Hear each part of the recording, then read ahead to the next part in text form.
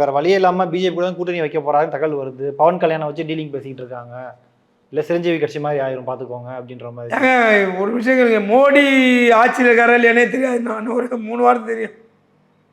அங்கே அங்கே செயல்படுறது எல்லாமே உள்துறை மினிஸ்டர் நம்ம அமித்ஷா தான். மோடிக்கே வேலை இல்லாமல் போகுது கொஞ்ச நாளில். மோடி பண்ணுறது எல்லாமே அமித்ஷா பார்க்குறாரு. அமித்ஷா எதையும் பண்ணுறது கிடையாது. ஆனால் மோடி தான் எல்லாம் பண்ணுறாரு. அதான் அமித்ஷா பார்த்து விடுறாரு.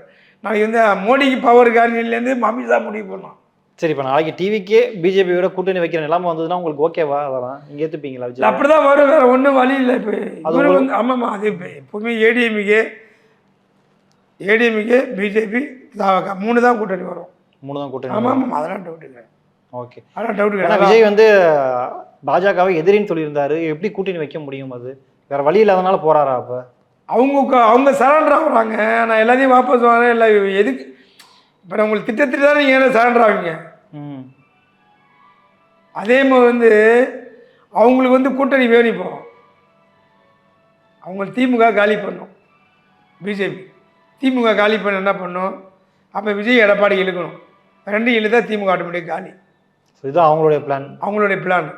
பட் அது உள்ள விஷயம் உள்ளே பேசி தான் இருக்காங்க. அது போயிட்டு தான் இருக்குது. ஓகே.